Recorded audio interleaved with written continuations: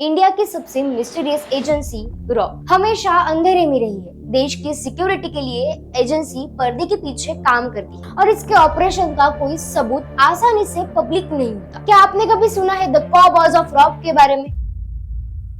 जी हाँ, RN core और उनकी स्पेसिफिक टीम, जिन्हें काउबॉयज कहा जाता है, इन्होंने इंडिया की पॉलिटिकल एंड मिलिट्री स्ट्रेटेजी को डायरेक्टली अफेक्ट किया। 1968 में इंडिया के सिक्योरिटी को नए तरीके की एजेंसी की जरूरत थी। चीन और पाकिस्तान की धमकियों के बीच आरएन कॉर को ये जिम्मेदारी दी गई। He lead the foundation of रॉ और अपनी कोर टीम, जिसे बाद में काउबॉयज कहा गया। काउबॉयज सिर्फ स्पाई नहीं थे, ये स्ट्रेटेजिस्ट और प्लानर भी थे। आरएन काओ ने टीम को ट्रेन किया कि हर ऑपरेशन में इंटेलिजेंस, स्ट्रेटेजी और साइकोलॉजी का सही मिक्सर होना चाहिए। काउबॉयज की सबसे खासियत ये थी कि किसी भी ऑपरेशन को इतना कवर तरीके से कॉन्सिक्वेंसेस देते थे कि गवर्नमेंट और लोगों को भी पता नहीं चलता था, चाहे वो दूसरे देश के थ्रेट्स हो, पाकिस्तान के सीक्रेट ऑपरेशन हो या डोमेस्टिक पॉलिटिकल। काउबॉयज हर चीज को छिपकर चुपचाप कंट्रोल करते थे। फिर 1971 में जब पाकिस्तान में क्राइसिस बढ़े और बांग्लादेश की फ्रीडम की बात तेजी से हुई, तो काउबॉयज का रोल डिसेसिव साबित हुआ। उन्होंने मुक्ति बहनी को ट्रेन किया, वॉर स्ट्रेटेजी तैयार की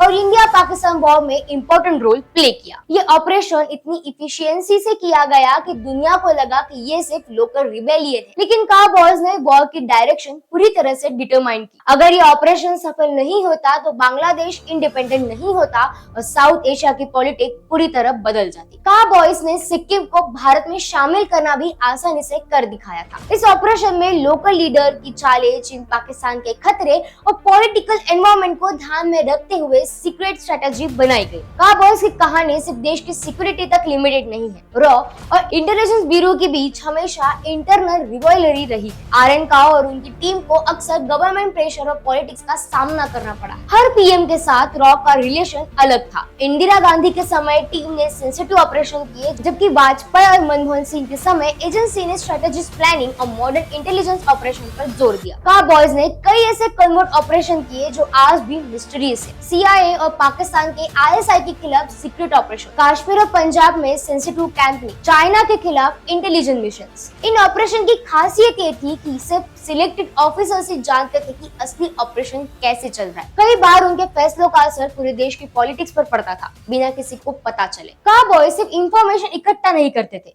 ये स्पीसीज और स्ट्रेटेजी थे। आरएन काओ ने टीम को ट्रेन किया कि हर ऑपरेशन में साइकोलॉजी, डिसेप्शंस और स्ट्रेटेजिक फोरसाइट्स होना चाहिए।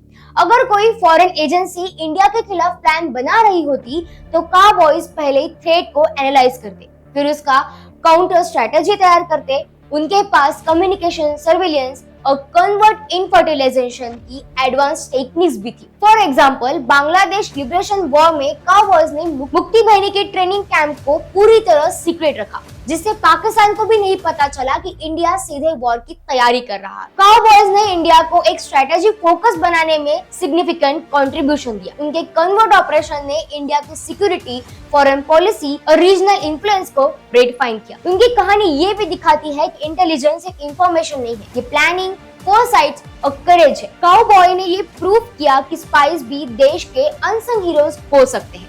आज भी काउबॉयज की लेगेसी रॉ में दिखाती है। साइबर इंटेलिजेंस, सैटेलाइट सर्विलियंस और मॉडर्न कन्वर्ट ऑपरेशन में उनके प्रिंसिपल्स को लागू किया जाता है। आरएन काओ की टीम ने जो ग्राउंड वर्क तैयार किया, वह आज इंडिया को ग्लोबल इंटेलिजेंस मैप्स में स्ट्रॉन्ग बनाता है। काउबॉयज ने न केवल कन्वर्ट ऑपरेशन किए, बल्कि इंडिया की इंटरनेशनल स्ट्रेटेजी को भी रिफेस किया। उनके काम की वजह से इंडिया की फॉरेन पॉलिसी फ्लेक्सिबल और अडेप्टेबल सकी। आज भी कई रॉ ऑपरेशन उनकी स्कीम्स और मेथड्स पर बेस है। आपको इसके बारे में क्या लगता है, हमें कमेंट में जरूर बताएं और ऐसी इंटरेस्टिंग टॉपिक के लिए हमारे चैनल को अभी सब्सक्राइब करें।